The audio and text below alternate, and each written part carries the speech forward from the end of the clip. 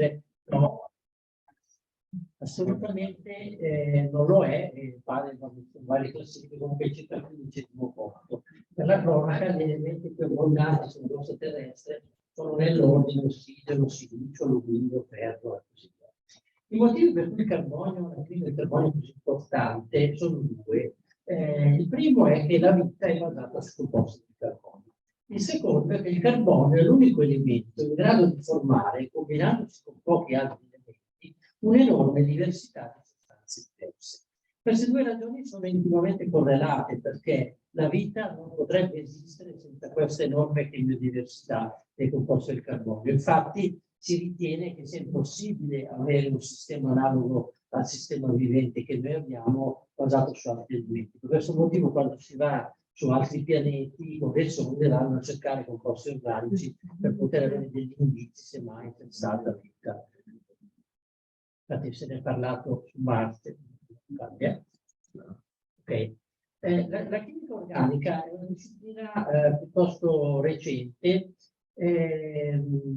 perché è nata intorno al 1830.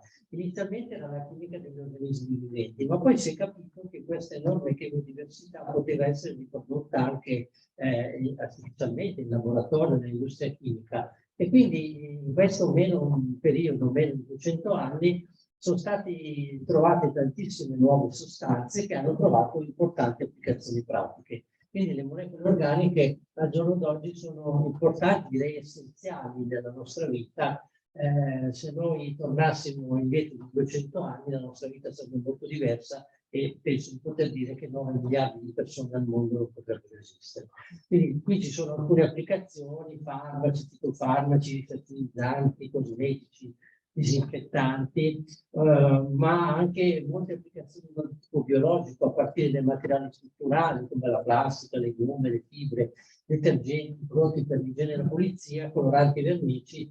Recentemente si stanno sviluppando materiali funzionali per l'elettronica, pensate per esempio agli OLED dove ho sapere organico, materiali funzionali con proprietà ottiche e optoelettroniche, sensori e così via. Come mai? Perché c'è così grande diversità nei composti organici? Nei composti organici naturali è presente il carbonio, ovviamente per definizione, c'è quasi sempre l'idrogeno, spesso ci sono ossigeno e azoto, più raramente zolfo e fosforo, e in molte sostanze, soprattutto artificiali, ci sono anche gli alogeni, che sono invece meno frequenti in sostanze naturali, quindi fluoro, cloro, bromo e iodio. Hanno calcolato quante molecole differenti si possono ottenere, molecole stabili, che quindi non avrebbero problemi a essere preparate, si possono ottenere combinando solo carbonio, idrogeno, ossigeno, azoto, zolfo e gli alogeni, trascurando anche il fosforo, e questo calcolo ha portato a un numero di molecole pari a 10 alla 60. Attenzione che questo numero si limita solo alle molecole più piccole di un tot, 500 unità di massa atomica, quindi su fuori le proteine, gli acidi nucleici, in cui la chemiodiversità è ancora molto. Finora, tanto per dare un'idea, sono note, cioè qualcuno le ha preparate, le ha isolate, le ha caratterizzate, le ha messe nel database, un numero variante tra, no, intendevo 10 alla 8, 10 alla 9, ho sbagliato, scusate, quindi tra 100 milioni e miliardi di molecole. Quindi, se volete, potete fare il rapporto tra le molecole che conosciamo e quelle potenziali, viene un numero mostruoso, 10 alla 51. È un numero difficilmente immaginabile. Io ho provato a fare un paragone. Supponiamo di esplorare un'esplorazione geografica, no? Di tutta la superficie della Terra, quanto abbiamo esplorato finora, ed è molto meno della superficie della punta di uno spigolo. Quindi la superficie della punta di uno spigolo rispetto a tutta la superficie della Terra è di più delle molecole che abbiamo esplorato. E quelle che non abbiamo esplorato non sono molecole impossibili. Se uno scrive un foglio una molecola che non è nota, probabilmente nel mio laboratorio nel giro di 6 mesi io la preparo. Io ormai perché sono vecchio e so la scrivania, i miei collaboratori più giovani e studenti lo possono preparare. E quindi un dubbio che io vi pongo è: chi dice che le sostanze che abbiamo trovato finora e che usiamo negli usi di tutti i giorni sono le migliori che potevamo trovare? Difficile, se ne abbiamo trovate così poche. E allora la domanda che ci possiamo chiedere è perché abbiamo trovato proprio quelle molecole nell'altre. Ora qui vado sul filosofico, quindi divento un po' meno scienziato, perché queste sono ipotesi non chiaramente provate. La prima cosa che ci dobbiamo chiedere, il carbonio che utilizziamo, le sostanze che utilizziamo per preparare queste sostanze organiche da dove vengono? Noi non possiamo usare il carbonio organico che è nelle montagne per fare le molecole organiche, dobbiamo usare del carbonio in qualche modo di origine biologica. E finora la fonte di gran lunga principale per ottenere le molecole organiche è il petrolio. Il petrolio però dà luogo a un'economia lineare, perché se ci pensiamo, noi partiamo dal petrolio, ho scritto una formula diciamo, generica di componenti del petrolio, CN per 2N+2, lo trasformiamo di solito con processi ossidativi, perché bisogna ossidare il petrolio, otteniamo tutte le molecole organiche che ci interessano, che magari riusciamo anche a riciclare, però prima o poi, quando non riusciamo più a riciclarle, come diceva prima l'ingegnere dell'Agra, a fine vita si trasforma in anidride carbonica. Questa è un'economia lineare, a meno che vogliamo aspettare milioni di anni che l'anidride carbonica si trasformi in petrolio. Pare ci siano centinaia di milioni di anni, quindi non è tanto circolare.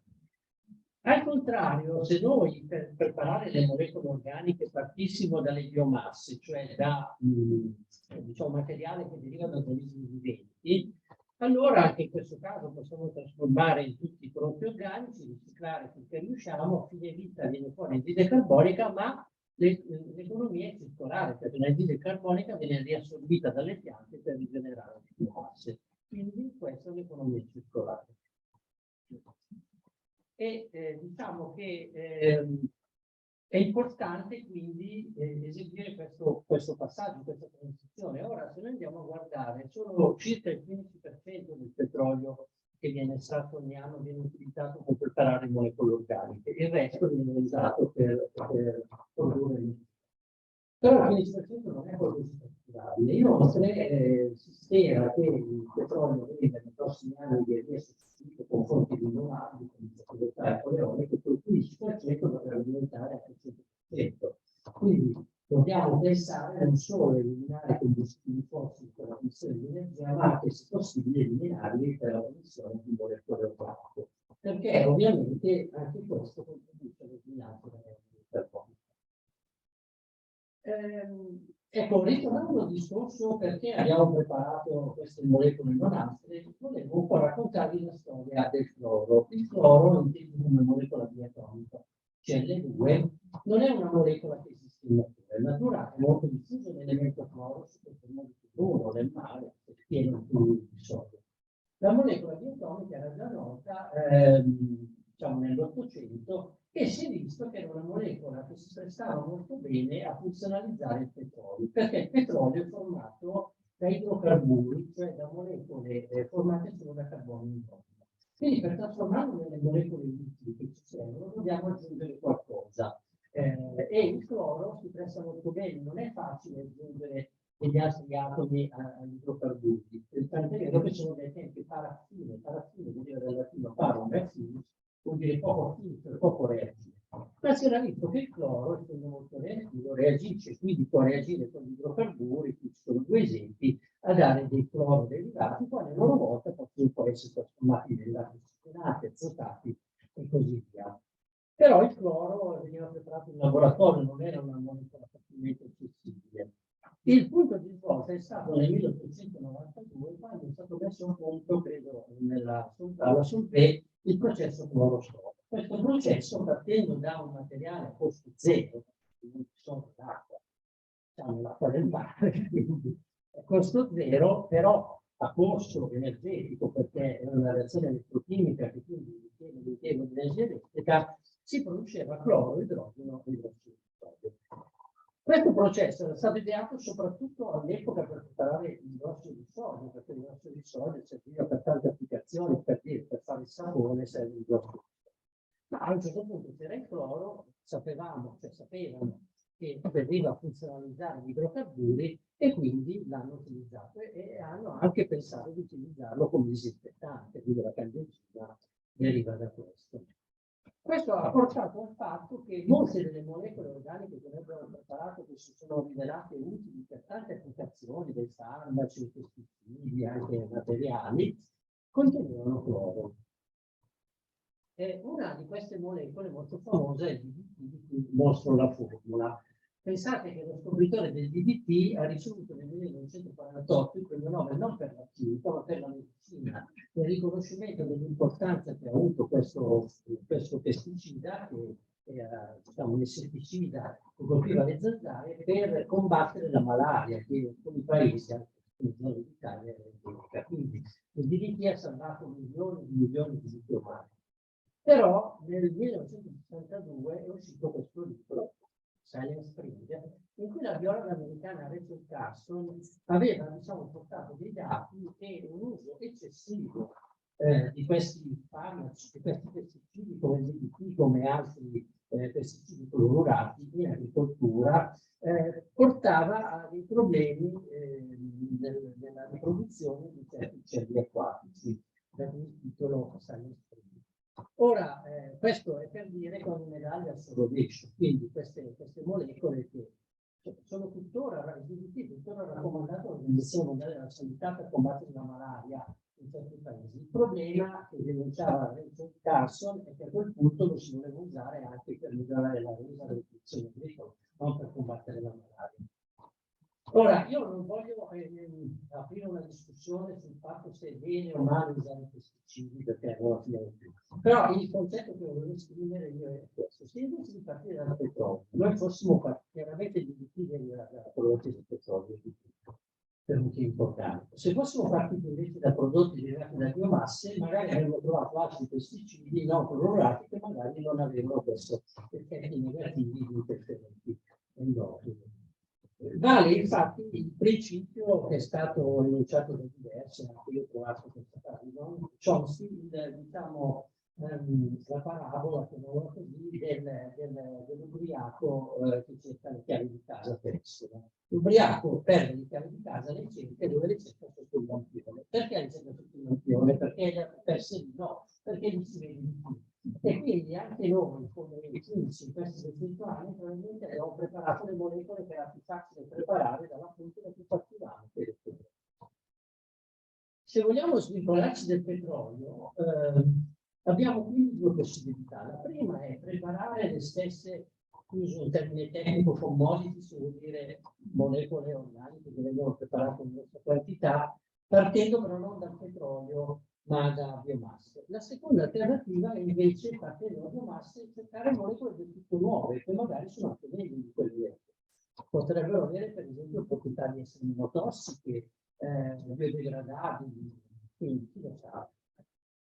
Chi lo sa. Queste sono ipotesi, io non sto parlando da scienziato.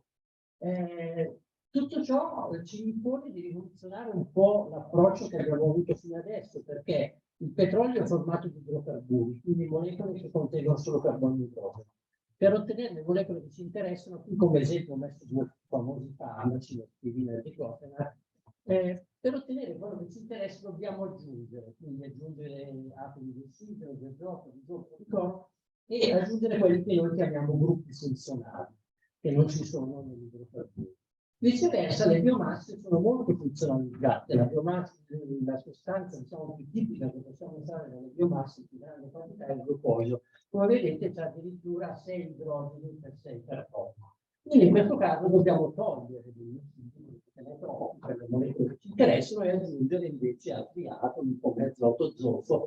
Ho messo cloro tra parentesi perché magari si potrebbe fare una chimica che prescinda dalle sostanze organofluorurate. E quindi questo vuol dire mettere a punto metodologie diverse da quelle che sono state sviluppate negli ultimi 200 anni. Quindi questo approccio rientra nella cosiddetta bioeconomia, che è definita come un'economia che usa risorse biologiche della terra e del mare oppure rifiuti come materie prime per alimentazione, mangimi, concime, produzione di energia o di prodotti industriali. Ovviamente quello di cui parlo oggi è l'ultimo punto, quindi usare la bioeconomia per produrre prodotti industriali. E la bioeconomia comprende anche l'uso di processi basati su biotecnologie. Le biomasse possono essere le biomasse di prima generazione, quelle tradizionali, che però sono in competizione con il cibo, quindi hanno creato alcuni problemi economici, che per esempio l'uso di biomasse di questo tipo per l'energia ha portato all'aumento del prezzo mondiale del mais, che è stato nefasto per paesi dove la gente è poverissima e muore di fame. Attualmente si tende invece a privilegiare biomasse di seconda e terza generazione, quindi quelle di seconda generazione derivano, e poi è stato detto anche oggi, da produzioni, diciamo che non sono in competizione col cibo. Prima fra tutte la legna, se noi tagliamo un po' di legna da un bosco, il bosco non perde la sua capacità di assorbire il CO2, si rigenera, e quindi è una risorsa di tutto rinnovabile e possiamo ricavare tante sostanze interessanti, oppure colture che crescono in zone non coltivabili a scopo alimentare. È molto importante anche di cui ha parlato poco fa, il dottore Dell'Anio, che possono essere una fonte di materie prime anche per la produzione di composti organici. E una terza generazione è rappresentata dall'uso delle alghe che fanno la fotosintesi, quindi possono assorbire CO2 e trasformare la CO2 in tante sostanze interessanti dal punto di vista anche della produzione industriale, ottenendo sia carboidrati che, nel caso delle alghe, anche trigliceri, quindi acidi grassi da cui si possono ricavare molte cose. Ecco, questo è un esempio della prima strategia, cioè ottenere le stesse sostanze che ottenevamo dal petrolio da biomasse. Il polibutadiene è un polimero molto importante, è una gomma che viene usata con tante applicazioni, per esempio i pneumatici, le suole delle scarpe, tante applicazioni. E si fa per polimerizzazione dell'intrabutadiene, che è un prodotto tipicamente ottenuto dal petrolio. Ora, i chimici della Versalis, della genomatica, hanno messo a punto un modo per trasformare il glucosio in intrabutadiene. Il glucosio a sua volta deriva da depolimerizzazione della cellulosa, che può essere ricavata da tantissime fonti, da legna, scarpe di agricoltura, rifiuti urbani. Come vedete, in questo caso hanno dovuto togliere atomi di ossigeno, tutti praticamente, per arrivare alla butadina. E in questo hanno utilizzato dei microrganismi geneticamente modificati che in prima battuta hanno trasformato il glucosio in questa molecola che si chiama un 3-butandiolo e poi con processi chimici semplici di eliminazione di acqua si è ottenuto un 3-butandiolo. Quindi questo è un modo per ottenere la stessa molecola, lo stesso polimero che ottenevamo dal petrolio da fonti di biomasse. È un approccio più semplice perché noi abbiamo già in mano tutta la tecnologia per manipolare il polibutadiene. Tenete presente che le proprietà di un polimero non dipendono solo dalla sua struttura molecolare, ma anche dai trattamenti, processi con cui viene manipolato. Quindi tutte queste cose le conosciamo già. Questo invece è un esempio di un approccio differente, dove si ottiene un prodotto diverso. Ora, tutti voi usate le bottiglie di plastica, ma forse no, anche il turista non le usa. Le bottiglie di plastica sono fatte di PET, che sta per polietilene tereftalato. Il polietilene tereftalato è questo polimero mostrato qui in basso, che è formato da due monomeri, quello rosso che è l'acido tereftalico e quello blu che è il glicola etilenico. Ora, ottenere il glicola etilenico da biomasse non è un problema, ma ottenere l'acido tereftalico da biomasse l'hanno anche fatto, ma è una cosa molto complicata. Allora si è pensato, ma perché fare proprio lo stesso polimero? Facciamo un polimero simile usando, invece che l'acido tereftalico, questo composto rosso segnato qui a destra, che si chiama acido glicilfurano di carbossilico, con l'acronimo FDCA, che polimerizzato con il semplice glicolo etilenico forma un nuovo polimero che si chiama PET. Quindi questa volta si è cercato un nuovo polimero, c'è una ditta che si chiama Avanza che sta cercando di svilupparlo, ha alcune proprietà migliori anche del PET, alcune meno buone, come al solito bisogna poi lavorarci molto per migliorare le proprietà chimico-fisiche, però diciamo la prospettiva è quella di ottenere bottiglie o teli diciamo, di plastica partendo da questo. L'acido 2,5-furano di carbossilico a sua volta può essere ottenuto dal glucosio con una semplice reazione chimica che lo trasforma prima in 5-idrossimetilfosfurale per semplice eliminazione di 3 molecole di acqua e poi un'ossidazione che può essere fatta anche con ossigeno e catalizzatori, si ottiene il FDCA. Quindi vedete due approcci alternativi. La manipolazione del glucosio per defunzionalizzarlo dal punto di vista chimico può essere anche complicata, ma in questo ci vengono in aiuto i microorganismi. Questa reazione di fermentazione trasforma il glucosio in due molecole di acido lattico. Se guardate la formula brutta scritta sotto, C6H12O6 del glucosio e C3H6O3 dell'acido lattico, vedrete che due molecole di acido lattico hanno esattamente gli stessi atomi della molecola di glucosio. Questa è una fermentazione che conosciamo tutti, perché è la fermentazione che avviene quando viene fatto il biologo. Si chiama fermentazione lattica ed è fatta da alcuni microorganismi. Quindi l'acido lattico sicuramente è una sostanza biobase che può essere ricavata da varie fonti che contengono glucosio. E l'acido lattico può essere polimerizzato a dare l'acido polilattico. A me non piace tanto questo nome perché sembra che sia un acido, ma non lo è più. Diciamo, chiamiamolo poliacido lattico, poi il polimero dell'acido lattico. Questo è un poliestere che ha delle proprietà interessanti e soprattutto è biodegradabile, a differenza di classici polimeri che siamo abituati a usare derivati dal petrolio. È usato già per impianti chirurgici come materiale per stampati 3D in campo sì, infatti, in campo farmaceutico, però bisogna ancora lavorare per vedere di portare certe proprietà al livello dei suoi competitor, cioè dei polimeri derivati dal petrolio. Ora, sarà sempre molto, anzi impossibile, arrivare allo stesso prezzo del polietilene, per fare un esempio, ma qui a un certo punto dovremmo anche, come diceva la collega Dameri oggi, prima o poi nel valutare il costo di un materiale, tener conto non solo del costo di produzione, ma anche del costo del suo smaltimento. E l'acido polilattico è biodegradabile. Tra l'altro nel mio dipartimento ci sono dei ricercatori che lavorano in questo campo. Questo è un progetto europeo che hanno ottenuto alcuni anni fa, sono Dario Cavallo, Luisa Moni, Orietta Monticelli, che lavorano in questo campo. Quindi c'è ancora molta ricerca da fare per rendere questi polimeri più performanti. Ecco, nel momento in cui noi trasformiamo la vecchia chimica organica che partiva dal petrolio nella nuova chimica organica che parte dalle biomasse, però è importante anche che in tutte le fasi del processo abbiamo un occhio particolare per la sostenibilità. A questo proposito, alcuni anni fa sono stati diciamo, suggeriti i 12 principi della chimica verde, che qui ho elencato, e che per semplicità io ho diviso in 3 categorie.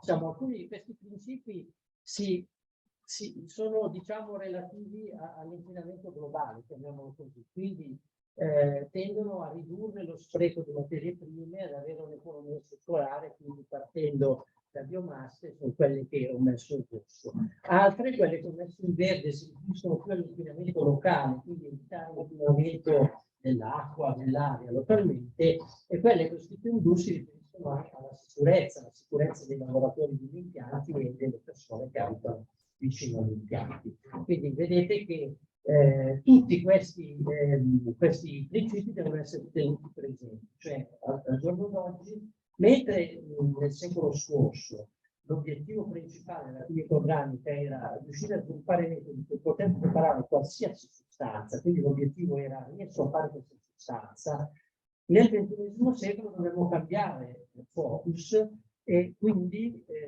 non guardare più solo a ottenere le sostanze, ma anche a come le otteniamo, quindi a come diciamo questa sintesi che noi facciamo industrialmente, ma dobbiamo pensare che fin da quando cominciamo a farla in laboratorio sia sostenibile ambientalmente.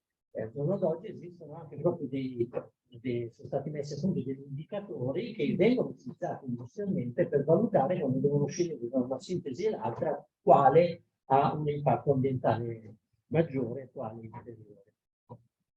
Ecco, volevo in particolare formalizzarmi, come vedete, quelli rossi, energy efficiency, ha a che vedere con il riscaldamento globale, l'uso di materie prime rinnovabili, l'uso della catalisi per sprecare meno materiale.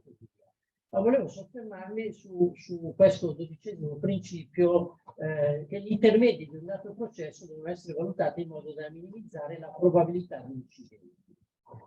Per fare un esempio di questo principio, volevo citare l'incidente più grave mai accaduto nell'industria chimica, che è l'incidente di Bhopal, in cui ci furono nel 1984 3.787 morti. Il processo, l'azienda è un'azienda molto moderna, con vari sistemi di sicurezza, e serviva per preparare quell'insetticida che si chiama Carbaryl. Il problema qual è? Che nel processo che avevano ideato, gli intermedi erano 2 gas molto tossici, il forgene e il metilizocianato, e venivano preparati e immagazzinati in grosse quantità. Chiaramente avevano previsto tutta una serie di sicurezze per evitare incidenti, però l'errore umano è sempre possibile, e in più in quel caso c'è stato anche un errore non tanto proprio che definirei volontario, di dirigenti che stanno migliaia di chilometri a distanza, avevano deciso di risparmiare sulla sorveglianza, sulle norme di sicurezza e così via. Quindi a questo punto è venuto fuori questa esclusione. Ma quello che ci dice quel principio della quinta verde non è che dobbiamo non risparmiare sulla sicurezza, che dobbiamo avere degli allarmi. No, si dice di più, dobbiamo proprio evitare un rischio. Perché accumulare forgene metilizocianato? Attualmente il Carbaryl viene preparato in un modo diverso, non c'è più il metilizocianato come intermedio, e il forgene non viene accumulato, viene preparato al momento e immediatamente appena preparato trasformato. Quindi non c'è accumulo di reagenti pericolosi. Quindi quel principio è molto importante. Quindi già quando noi vediamo la sintesi, e lo dobbiamo fare già quando lo facciamo in laboratorio, dove magari lavorando su piccole quantità i rischi sono molto piccoli, dobbiamo già avere presente quando questa sintesi verrà portata su più larga scala potrebbe diventare potenzialmente pericoloso. A che punto sono? Quarto d'ora.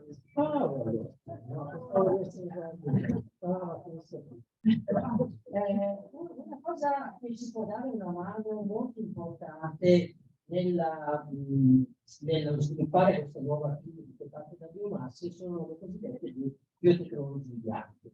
Le biotecnologie sono divise in biotecnologie rosse, che sono quelle farmaceutiche, biotecnologie vere, che sono quelle applicate in agricoltura, e le biotecnologie bianche. Le biotecnologie bianche costituiscono l'utilizzo di enzimi e microrganismi nella sintesi, quindi fare dei processi chimici anziché usando i soliti reagenti chimici tradizionali, usando enzimi o microrganismi.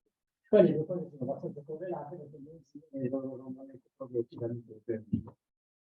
Gli enzimi e i microrganismi portano molto vantaggi per l'attività verde. Il solvente è l'acqua, che non è tossico, lo richiede riciclo. I solventi, insomma, sono sempre potenzialmente. Gli enzimi sono catalizzatori, quindi non si consumano, e sono molto selettivi, quindi essendo selettivi consentono di avere reazioni più alte, quindi più efficienti.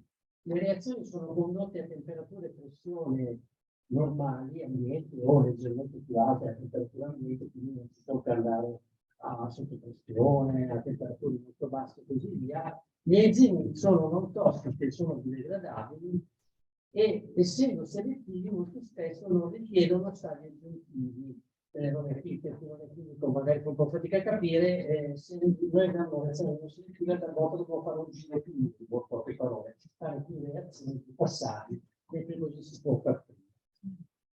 Il grosso vantaggio di questo approccio deriva però dal fatto che gli enzimi e i microrganismi sono ottimizzabili con il tecnico di linguaggistica, perché gli enzimi sono molto efficienti, ma fanno quello che sono stati ottenuti dalla natura, non quello che vediamo noi. Se noi vediamo un nostro substrato, l'enzima potrebbe dire questo substrato, scusate se umanizzo un po', questo substrato non me ne frega niente. Però al giorno d'oggi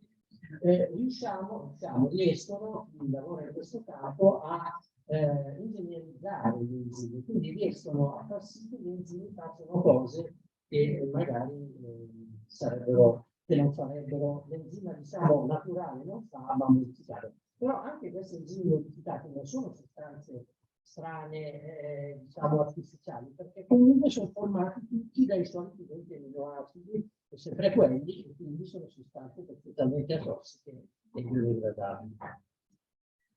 Qui vi faccio vedere un esempio che è stato, diciamo, pubblicato recentemente. Come vi ho detto, il glucosio è un po' il protagonista di tutte le applicazioni delle biomasse. Abbiamo visto come trasformarlo in varie cose. Un'altra trasformazione molto interessante è l'ottenimento di questa molecola un po' particolare che si chiama l'L-glucosenone. Il levoglucosenone è ottenuto per trattamento termico non solo del glucosio, ma anche della cellulosa, e addirittura non c'è neanche bisogno di avere la cellulosa purificata, ma si può prendere proprio la rumenta, si fa il trattamento termico e otteniamo il levoglucosenone e rese nuovi spezzati. È un'azienda australiana che si chiama Circa, sta, diciamo, commercializzando il prodotto di cirene che si ottiene eliminando questo doppio legame per i chimici al disegno di atomi di idrogeno, che viene venduto come solvente bio per sostituire i solventi tradizionali derivati dal petrolio, per esempio per le vernici e altre applicazioni. Ma i chimici della Merck, dello sviluppo della Merck e della Codexis hanno studiato l'applicazione del cirene per sintetizzare un principio attivo farmaceutico. Quindi qui parliamo non più di acido polilattico, polimeri, cioè materiali che vengono proprio in grossa quantità e a basso costo, ma materiale ad alto valore aggiunto come i farmaci. Quindi questa chimica può servire anche per i farmaci. Ora, le materie prime che vengono dalle biomasse normalmente, come abbiamo visto, contengono molti atomi di ossigeno, più difficilmente contengono azoto, a meno che siano derivazioni di tipo proteico. Farmaci che non contengono azoto praticamente non ce n'è. Quindi un passaggio molto importante, se vogliamo trasformare una molecola di questo tipo in un farmaco, è introdurre l'atomo di azoto. E qui, diciamo, questa reazione è stata messa a punto come reazione enzimatica proprio usando enzimi ingegnerizzati. Come vedete è una reazione che trasforma questo gruppo, qui dove sono sottintesi gli atomi, sono atomi di carbonio, quindi questo doppio legame CO in un'amida, quindi introduce un atomo di azoto. Vabbè, comunque, senza andare troppo nel sottile chimicamente, è per mostrare come gli enzimi possono essere molto importanti per una manipolazione delle biomasse e fare reazioni che se no non sarebbero molto facili. Un altro esempio di utilizzo del glucosio attraverso i microrganismi per sostituire un materiale che deriva dal petrolio è la sintesi dell'acido succinico. L'acido succinico è una commodity che è un intermedio di tanti processi chimici che tradizionalmente viene ottenuto dal petrolio, dal butano, quindi il carburo, che viene ossidato, vabbè, dall'anidride maleica, che poi dall'anidride succinica e acido succinico. Quindi in poche parole viene ottenuto dal petrolio. Una cosa che sono riusciti a fare è di ottenerlo dal glucosio. Anche qui, di tutte le fermentazioni che si conoscevano, non c'era una fermentazione che portava all'acido succinico. Abbiamo visto che il glucosio per fermentazione dà principalmente due cose: la fermentazione lattica dall'acido lattico, come abbiamo visto, e poi c'è la fermentazione alcolica, che è quella che usiamo quando facciamo la birra, il vino, eccetera, che dà l'etanolo e la CO2. Però prendendo dei microrganismi, ingegnerizzandoli, sono riusciti a far fare al glucosio quello che volevano loro, cioè trasformarlo in acido chimico. Quindi vedete come sottoprodotti acido acetico e acido formico. Il bello di questa reazione è che addirittura uno dei reagenti è l'anidride carbonica, quindi non solo non produce l'anidride carbonica, ma l'assorbe, è una reazione che assorbe l'anidride carbonica. Quindi è abbastanza interessante. Ecco, un materiale molto importante e abbastanza insostituibile è il poliuretano. Il poliuretano serve per esempio per fare materassi, ma anche per fare dei rivestimenti di edilizia. Tradizionalmente il poliuretano viene fatto facendo reagire una molecola che ha due gruppi OH con un doppio isocianato. L'isocianato è lo stesso gruppo funzionale del metillisocianato come di Bofal, però questo non è così pericoloso perché non è un gas. Tuttavia un po' tossico è. E inoltre si prepara dal torgene, che è che appunto, come ho detto prima, è un gas tossico. Quindi la sintesi tradizionale trasforma un composto di questo tipo che ha due gruppi NH2 per reazione con fosgene nel doppio isoccianato che poi reagisce con questo diolo che ha due gruppi OH a dare il poliuretano. Ecco, per esempio, hanno studiato una variante verde del poliuretano, non è la stessa molecola, utilizzando invece di isoccianato un doppio carbonato ciclico, che è una molecola invece assolutamente non tossica, che reagendo con la solita diamina dà il poliuretano. È semplicemente un po' diverso chimicamente perché è il gruppo H. Non solo, ma per ottenere questo biscarbonato ciclico hanno evitato di usare il fosgene, ma sono riusciti a farlo con un metodo in cui praticamente partendo da questo composto originabile anche da biomassa, prima si fa una reazione in cui l'unico reagente è l'ossigeno atmosferico e poi se ne fa un'altra in cui l'unico reagente è l'anidride carbonica. Quindi usiamo ossigeno, l'anidride carbonica e evitiamo l'uso di fosgene, evitiamo l'uso di cloro e così via. Quindi questo, vabbè, scusate, questa è un po' tecnica, come diapositiva, mi chiedo scusa, i chimici la capiranno, gli altri un po' meno, però è per dare un'idea di come anche su materiali di grande uso si può pensare a fare dei materiali leggermente diversi con, diciamo, magari proprietà leggermente diverse, ma che potrebbero sostituire.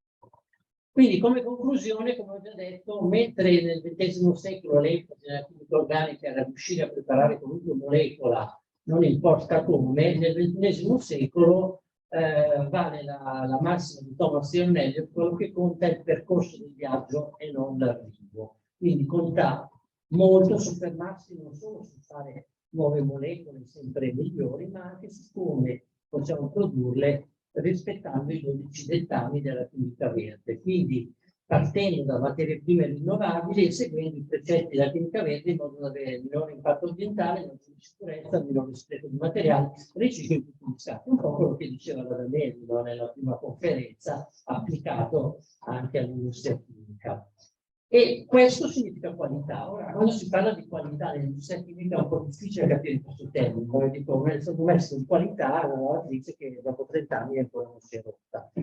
Di un prodotto chimico, la qualità come si valuta? Beh, la purezza, ma quello d'accordo. Ma secondo me la qualità di un prodotto chimico è il suo impatto ambientale, l'impatto ambientale del prodotto in sé e della sua preparazione. Quindi dobbiamo nel XX secolo mirare a questo tipo di qualità. Mi permetto qui una mia, diciamo, considerazione, la gatta frettolosa partorisce grandi incendi. Noi purtroppo siamo in un'economia dove la fretta domina, no? Presto, bisogna fare questa molecola, la devo mettere in commercio, forse per arrivare a una migliore qualità dei processi chimici bisogna anche stare un po' più calmi e pensarci un po' di più prima di mettere. Noi siamo anche in ambito accademico, siamo in una frenesia. Progetto in 2 anni devi già avere un risultato già applicato industrialmente. Poi il rischio è di fare tante cose che magari un po' possono essere applicate, ma non sono quelle ideali. Forse avendo il tempo giusto, non dico dormendo, ma avendo il tempo giusto si riuscirebbe ad avere una migliore qualità. Questo vale per la chimica, penso che possa valere per qualunque campo della scienza. Va bene, vi ringrazio per la attenzione.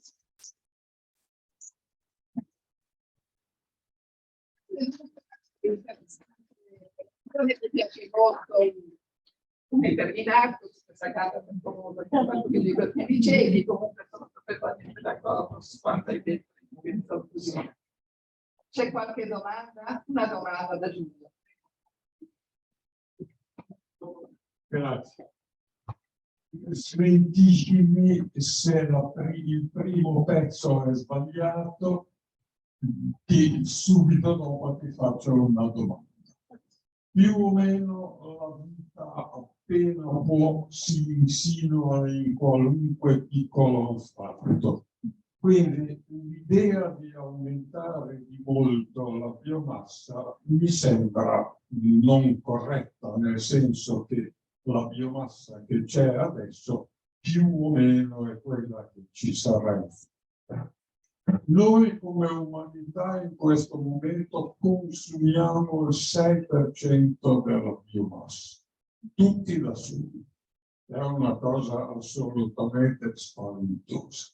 La domanda che ti faccio è, non so se hai i numeri, Se noi passiamo dalla chimica sbagliata alla chimica giusta, di quanto aumentiamo il consumo di biomassa?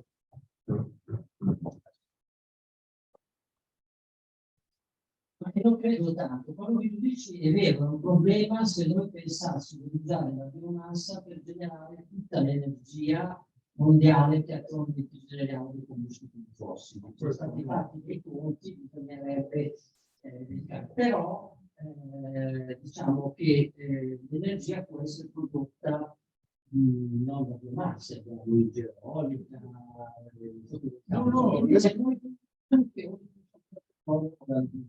secondo me la quota, diciamo, di petrolio, sostituire la quota di petrolio con le biomasse non ha un grosso impatto, perché queste biomasse sono biomasse che già ci sono, che già buttiamo via, che utilizziamo poco, compreso anche il ciclo di fine vita della plastica. Certo la possiamo incenerire, ma se, come diceva il collega dell'AMI, riusciamo invece quella parte che non ricicliamo a dare altri prodotti, la utilizziamo per ricavare le sostanze chimiche, per una biomassa che ritorna in ciclo. Quindi io personalmente non credo che sia un problema. Noi alcune biomasse, come detto, la legna, in Italia la utilizziamo un quinto del potenziale, tanto per fare un esempio.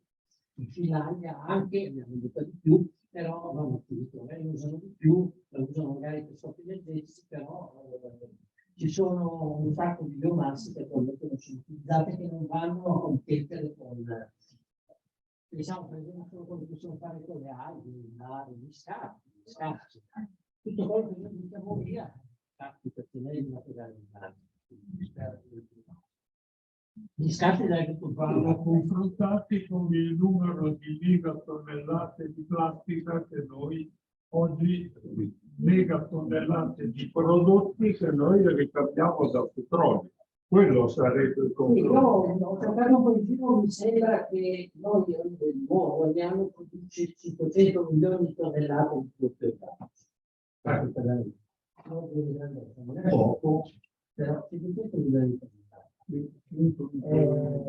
Però i massi sono tanti, se qualcuno di voi non ha occhio, guardate quante scartate del morto, da un cavolo, tutte quelle scartate di fuori mondiale. Così sono i ravanelli quanto scartiamo. Quindi quelli sono tutti scarti che dovevano finire, potrebbero essere utilizzati. Al volo non riesco a fare tutto, va bene. Comunque perché so che noi come biomassa consumiamo 8 terawatt. Allora, quale sia il peso? Cioè, in totale, noi come umanità consumiamo 8 terawatt di energia da biomassa e tragicamente ne consumiamo il doppio, 15-16 da combustibili fossili. Questo è... Ma quello che serve perché il 15% del petrolio, poi c'è il carbone, c'è il gas, quindi... No, poi faccio tutto. C'è qualche altro? Va bene.